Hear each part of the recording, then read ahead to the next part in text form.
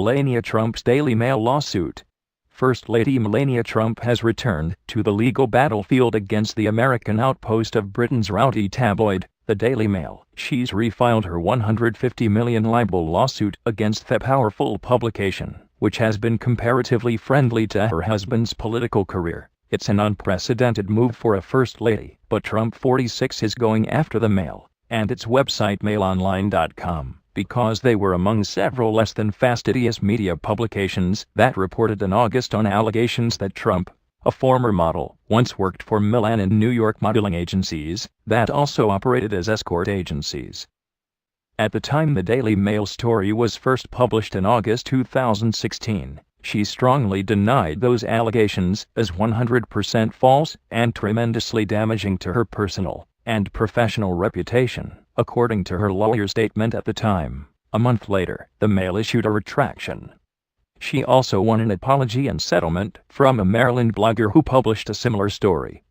On Monday, the First Lady filed her lawsuit against Mail Media Inc. in New York State Court after her initial effort to file in Maryland was rejected by a judge as the wrong venue. MailOnline.com, which is based in New York, claims to be the biggest, most read news website in the world. A spokesman for Mail Online did not return a message from USA Today seeking comment.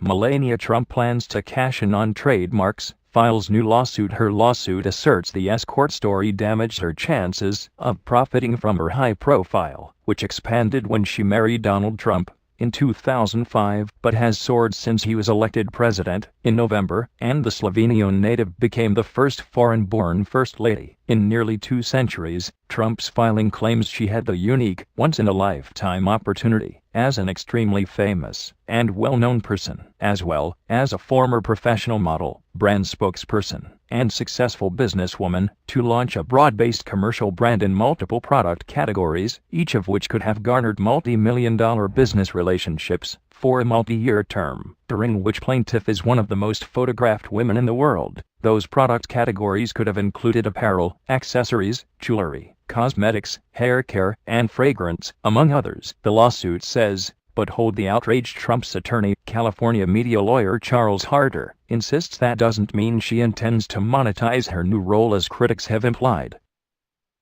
The First Lady has no intention of using her position for profit and will not do so, Harder said in an emailed statement to USA Today. It is not a possibility.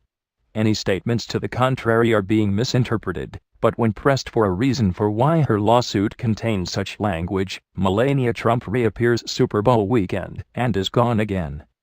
Profiting from their position has not been an issue for modern First Ladies, although it's not clear that doing so would be illegal given that the job is unofficial, undefined and unpaid. First Lady historian Myra Gutton, a professor at Rider University in Lawrenceville, New Jersey, says a few First Ladies have participated in commercial projects in the past: books, radio broadcasts, TV programs, but they donated their pay to charity. It's such murky territory. Gutton said, "No, there is nothing that would prohibit her from profiting, but it would be a first.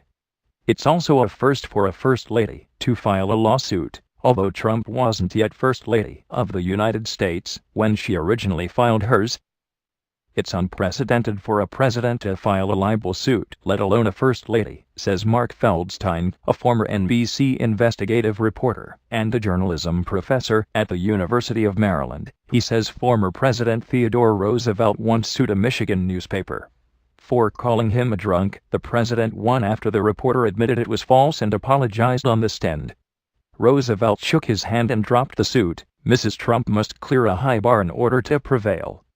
Unlike in the Mail's home country, libel lawsuits are difficult to win in the United States, especially if the defendant is rich and powerful, and the plaintiff is a public figure like Trump. In those kinds of cases, a plaintiff must prove a high standard of actual malice on the part of the defendant in order to win.